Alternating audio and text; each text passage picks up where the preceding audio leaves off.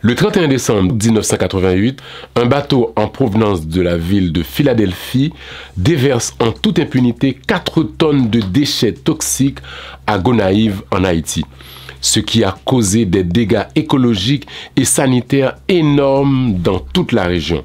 Mais qu'est-ce qu'il s'est réellement passé? Pourquoi les Américains ont-ils choisi de déverser leurs déchets, leurs fatras poison, comme disent les Haïtiens, en Haïti? Et quelle a été la responsabilité du gouvernement haïtien?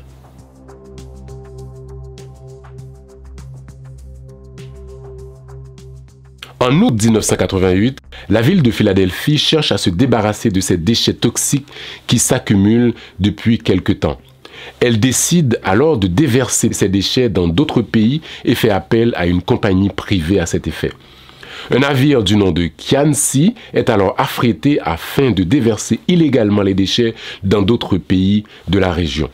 Le 31 août 1986, le cargo Kian-Si quitte les côtes de la Philadelphie avec plus de 14 000 tonnes de cendres toxiques. Durant plusieurs mois, le Kian-Si cherche dans toute la région un endroit où vider son chargement. Après un refus catégorique de Bahamas, le bateau repart en approchant d'autres pays tout en faisant croire tour à tour qu'il transporte de l'engrais ou du matériel de construction. Mais les dirigeants des pays approchés ne sont pas dupes. Le Honduras, la République dominicaine, le Panama, les Bermudes ou la Guinée-Bissau ont tous refusé. Impossible pour le cargo de revenir à Philadelphie. Et finalement, l'équipage va trouver une solution en s'arrangeant avec les autorités haïtiennes de l'époque. Résultat, le Kian-Si déverse 4000 tonnes de déchets aux Gonaïves. Alerté par Greenpeace, l'ONG de protection de l'environnement, le gouvernement haïtien intervient pour empêcher au bateau de repartir et demande à l'équipage de reprendre ses déchets. Mais en dépit de cette interdiction, le cargo est reparti tranquillement, sans être inquiété. Il faut savoir qu'à l'époque, le pays était dirigé par un régime militaire conduit par Henri Namphy. L'autorisation au Kian-Si a été donnée par les frères de hauts responsables militaires du régime. Et c'est ce qui explique la complaisance avec laquelle l'affaire a été gérée. Parce que ce sont les autorités haïtiennes qui ont autorisé le déversement de ces déchets sur le port Cédrène à Gonaïves. Un journaliste de l'époque, Anthony Pascal, alias Compé-Philo, s'est intéressé très tôt à cette affaire. Voici un extrait d'un de ses reportages. Kian-Si vini sans bruit sans compte. Kian-Si sauve l'allée tout doucement. À côté pile fatra qui était sous Cédrène Gonaïves lan, c'est pas ni 2 ni 3 quais sauté Kian-Si pas la gué dans mi-temps population Gonaïves lan. D'où constellation ça, moun qui senti la vie menacée, l'on menon en pile monde qui d'après eux ta complice nan causement pour Kian-Si rentrer, nan causement tout pour Kian-Si sauver. Ville Gonaïves chargée avec autorité. Bateau a rentré, il commence à débarquer sans pièce autorité pas de fouet bouche jusqu'à ce que population Gonaïves lan commence à mettre leur bail en dehors. Employé ça allait porter manifeste ça moi dans manifeste ça ouais c'était engrais. Mais quelques jours plus tard, yo vinn joindre dans préfecture, yo dit préfet, yo dit que bateau a porté engrais, mais nous même là nous regardé, nous son terre noire qui gagne pile débris là-dedans tels que morceaux, bouteilles, bout de fer et autres. Bon, moi même non pas traité dormi. Yo demandé pour me prendre des mesures que à ce que bateau ça pas déplacé. Le ministère a demandé pour bateau à pas sauver, l'y sauver quand même. Il faut savoir que ce déversement de déchets toxiques a eu un impact négatif sur l'environnement local en contaminant les sols et les eaux environnantes.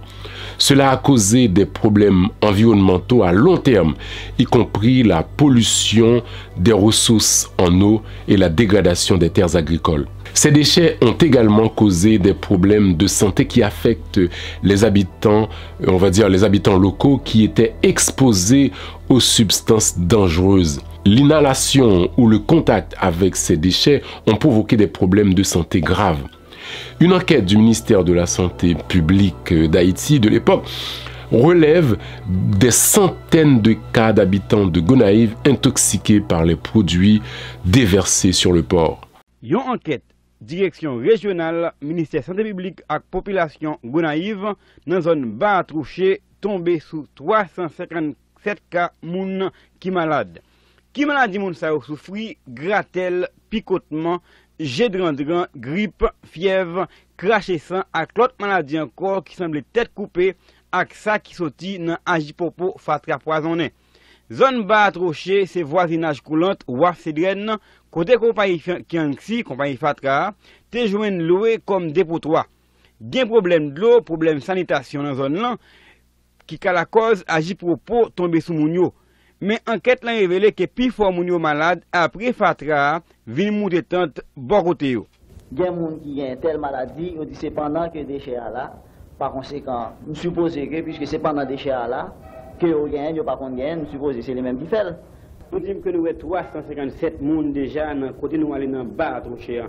Est-ce que tous les 357 personnes ont un symptôme quand même, sont malades quand même? Oui, tous les 357 personnes. Toi, dans ancien job compagnie Fatra, malade tout.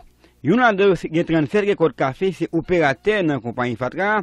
Maladie cap saccagel, c'est picotement, nez coulé sauce, mal tête, tête virée, fatigue, tous étouffement.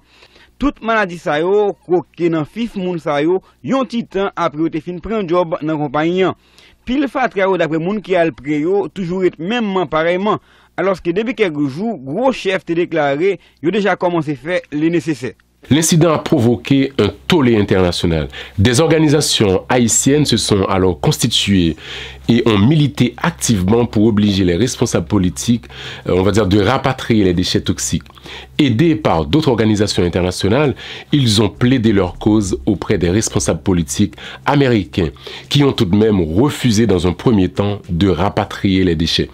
Finalement, en 2000, après 16 ans et diverses tractations politiques entre les autorités haïtiennes et la ville de Philadelphie, une partie des déchets est rapatriée en Pennsylvanie dans une fosse de Mountain View et l'État haïtien a dû payer les frais de rapatriement. Les conséquences de ces déchets toxiques laissés aux Gonaïves par le bateau Kiangsi sont très néfastes pour la région. Cela a affecté la santé de plusieurs milliers de personnes et a causé la mort de nombreux animaux qui se sont nourris des végétaux empoisonnés par les toxines provenant de ces déchets. Mais les responsables de ces crimes n'ont jamais été inquiétés et les victimes n'ont reçu aucune reconnaissance officielle qui leur permettrait d'être indemnisées. D'ailleurs, on ne connaît même pas l'étendue des dégâts causés par cet incident. Cependant, cette affaire a eu un fort retentissement international, dans la presse surtout. Cela a contribué à sensibiliser à la question des déchets toxiques et à la nécessité de réglementations internationales plus strictes.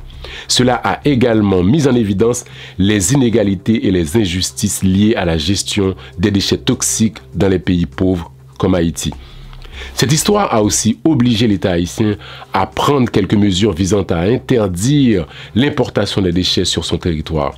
Ces mesures sont inscrites dans l'article 258 de la Constitution haïtienne.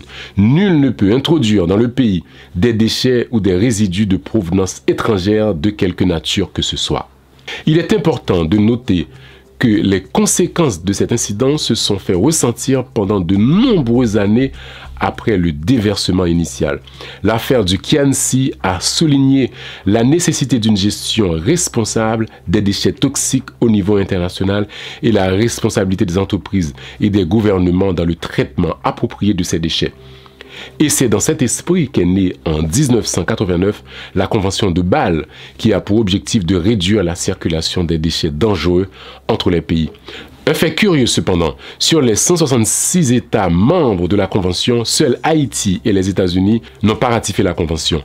Ils l'ont certes signée, mais ne l'ont pas ratifiée. Pourquoi ? Cela laisse peut-être la possibilité de faire des affaires au détriment de l'environnement et de la santé des gens.